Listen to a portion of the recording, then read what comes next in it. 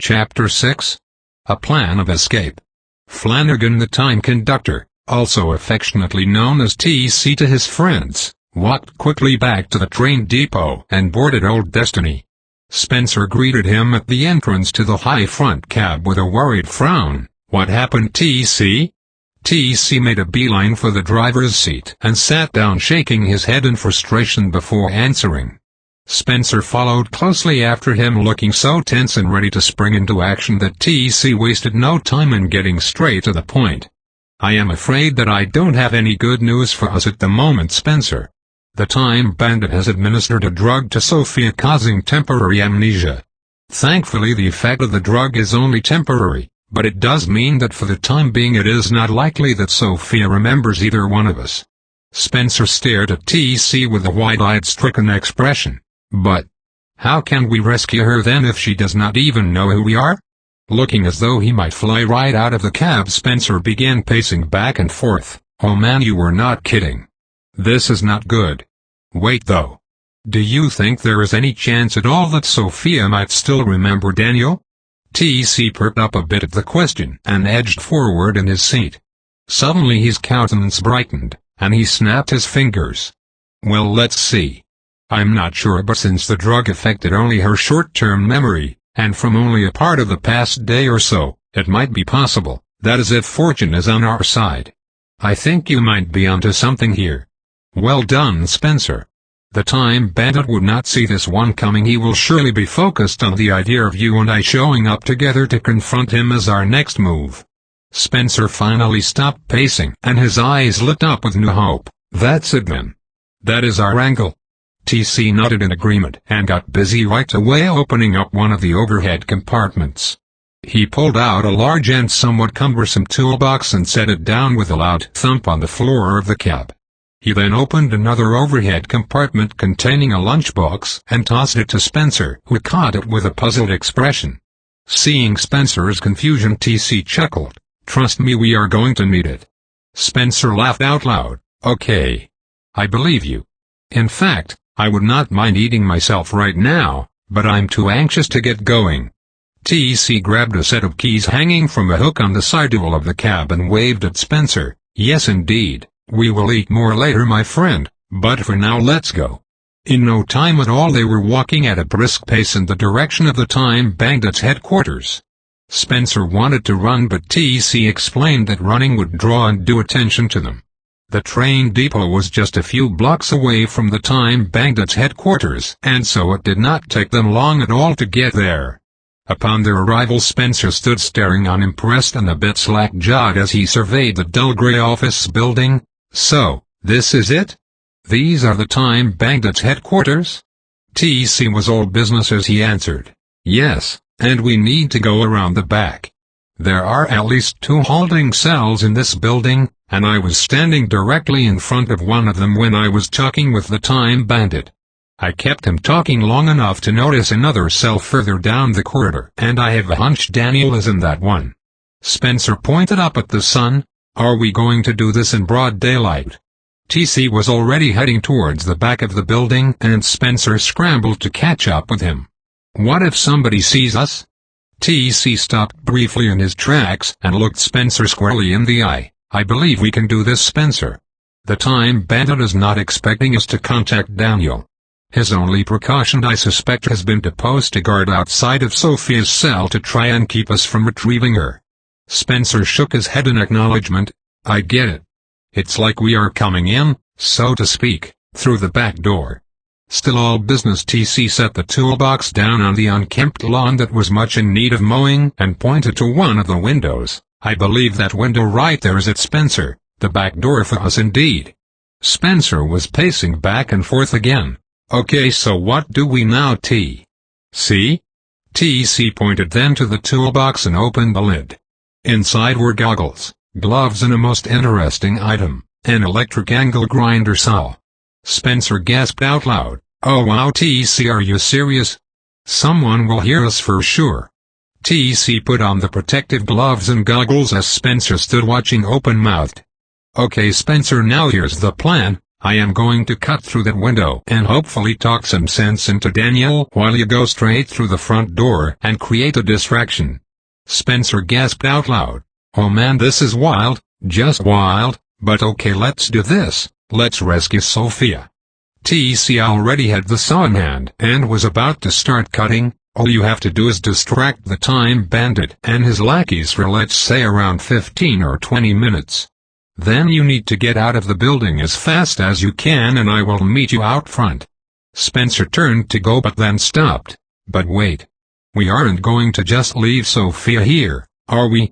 If we can pull this off, Spencer, I am going to arrange for Daniel to get her out later, my friend. That is if his head has not already been filled with too many lies.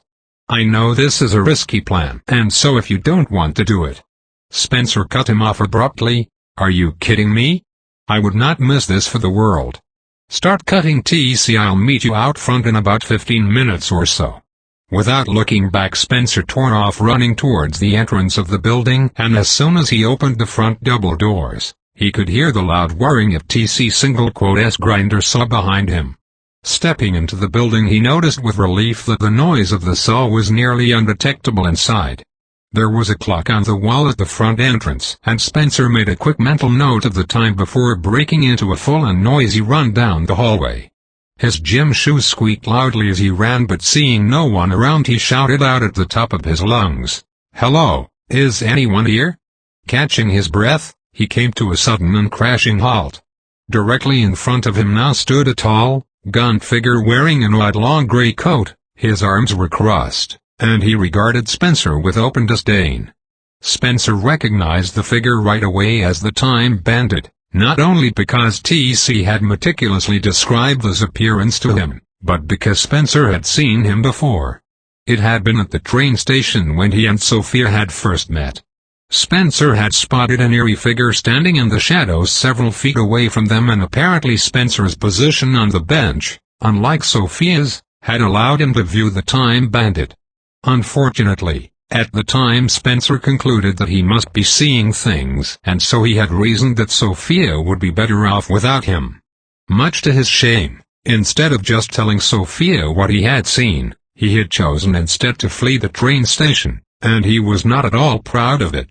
As he was running away, though, he was seized with guilt for leaving Sophia alone like that, especially if his eyes had not been playing tricks on him and he had left her there in possible danger. That was when he decided to turn around and make the long trek back to Sophia and the train station, and now here, he was face to face with a Time Bandit again, who in fact was very real, and this time he was not going to run. Neither Spencer or the Time Bandit said anything for a full minute or two until finally the Time Bandit spoke out in a condescending and scolding tone. "I thought for sure I had run you off for good at the train station." He then pointed a long bony accusatory finger at Spencer. "You were a foolish boy to have returned." In spite of himself, Spencer blurted out a defense and regretted it immediately. "I am not a child." The Time Bandit reared his head back and let out a cackling laugh. Spencer's face grew hot with anger, and he knew he had to get control of himself somehow, if not for his sake, then for Sophia. TC had wanted a distraction, but Spencer was not sure if this fit the bill. It was beginning to feel as though the Time Bandit was simply toying with him much as a cat would with a mouse. The Time Bandit's eyes suddenly narrowed alarmingly, and he tilted his head to the side as though he were listening intently. "Now why would that old fool Flanagan send you in here alone? That really is not like him at all." The Time Bandit's eyes continued to narrow even further, giving him the most unsettling appearance of a Cheshire cat. "You are clearly here to distract me. But the question is, from what?" The Time Bandit's eyes suddenly flew wide open, and he grimaced in such an alarming way that Spencer was caught off guard. The Time Bandit then proceeded to stare intently into Spencer's eyes for so long that he grew quite uncomfortable. Not wanting to show weakness, however, Spencer held his ground and stared back at the Time Bandit defiantly. The longer the strange and unpleasant staring game went on, the more disoriented Spencer became. It took Spencer far too long to consciously realize that the pupils of the Time Bandit's eyes were impossibly whirling around in an effect that was disturbingly hypnotic and mesmerizing. Spencer attempted to look away and discovered with alarm that he could not.